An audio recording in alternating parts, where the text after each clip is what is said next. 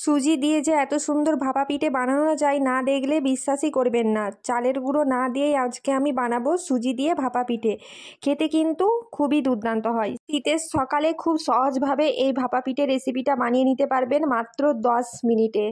আসসালামু আলাইকুম গাইস, স্বপ্না কিচেনে সবাইকে স্বাগত। চলুন তাহলে রেসিপিটা শুরু করা যাক। দেখুন কতটা সফট আর নরম আর স্পঞ্জি হয়েছে, আর ভেতরটা কিন্তু পুরোই ভরপুর। দেখতেও যেরকম সুন্দর হয়েছে বন্ধুরা, খেতেও কিন্তু ঠিক সেরকমই টেস্টি। ফার্স্টে আমি একটি প্লেটের মধ্যে নারকেলকে কুড়িয়ে নিয়েছি। এরপরে কড়াইতে তেল দিলাম, তেলটা গরম করে নিলাম। গরম তেলের মধ্যে নারকেলটা দিয়ে দিলাম। নারকেলের মধ্যে আমি 2 টেবিল চামচ চিনি দিলাম। আপনারা যেরকম মিষ্টি খেতে পছন্দ করেন বন্ধুরা সেরকম চিনি দেবেন। তারপর আমি এলাচ দিলাম 2টো। এলাচ দিলে স্মেলটা কিন্তু খুব ভালো আসে আর খেতেও কিন্তু খুব ভালো লাগে। নারকেলটা আমি দেখুন ঠিক এরকম হালকা ব্রাউন কালার করে ভেজে নিয়েছি। নারকেলটা ঠিক এরকম ব্রাউন কালার করে ভেজে নেবেন। তারপর একটি বয়েলের মধ্যে পরিমাণ মতন সুজি নিলাম। দেখুন একটি বয়েলের মধ্যে আমি পরিমাণ মতন সুজি নিলাম। সুজির মধ্যে দিলাম হাফ টিস্পুন সোডা, আপনারা এখানে বেকিং পাউডারও দিতে পারেন। চিনি দিলাম 1 টেবিল চামচ।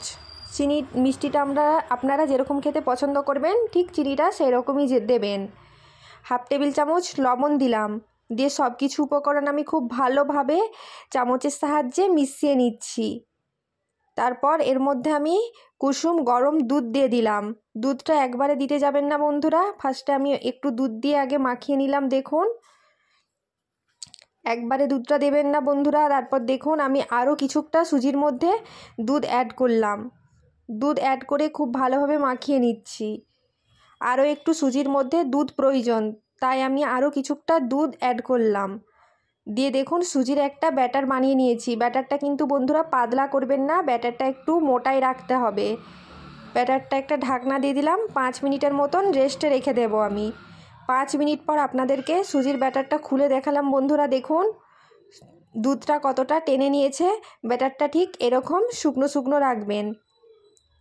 তারপর একটি স্টিল বয়েলের মধ্যে সাদা তেল আমি মাখিয়ে নিলাম। আপনারা এটা চাইলে কেক টিনেও করতে পারেন। এর মধ্যে আমি সুজির ব্যাটারটা দিয়ে দিলাম। দেখুন একটি চামচ দিয়ে সুজির ব্যাটারটা দিয়ে দিলাম।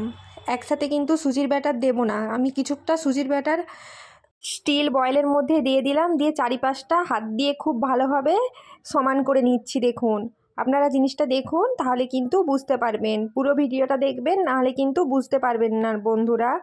তারপর এর মধ্যে যে নারকেলের পুরটা বানিয়ে রেখেছিলাম, নারকেলের পুরটা আমি দিয়ে দিলাম। আমি কিন্তু সবটা নারকেলের পুর দিয়ে দিচ্ছি। সামান্য অল্প একটু রাখবেন, বাকি কিন্তু সব দিয়ে দেবেন। নারকেলের পুরটা চারিদিকে খুব ভালোভাবে দিয়ে দিলাম। দেখুন বন্ধুরা, এরপর বাকি যে সুজির ব্যাটারটা আমি রেখেছিলাম নারকেলের পুরের উপরে আমি সুজির ব্যাটারটা দিয়ে দিচ্ছি। দেখুন দিয়ে হাত দিয়ে চারিপাশটা খুব ভালোভাবে সমান করে নিয়েছি। দেখুন তারপর ওপর থেকে কাজু দিয়ে দিলাম, কিশমিশ দিয়ে দিলাম। ওপর থেকে কাজু আর কিশমিশ দিয়ে খুব ভালোভাবে সাজিয়ে নিচ্ছি। কাজু আর কিশমিশ দিয়ে সাজালে দেখতে জিনিসটা খুব ভালো লাগে। আপনারা চাইলে দিতেও পারেন বা নাও দিতে পারেন। আমি দেখুন কাজু আর কিশমিশ দিয়ে খুব ভালোভাবে সাজিয়ে নিয়েছি। ওপর থেকে নারকেলের পুর একটু ছড়িয়ে দিলাম, যে নারকেলের পুরটা এক্সট্রা রেখেছিলাম। দেখুন এদিকে একটি কড়াইতে আমি আগে থেকে জল গরম করতে দিয়েছি।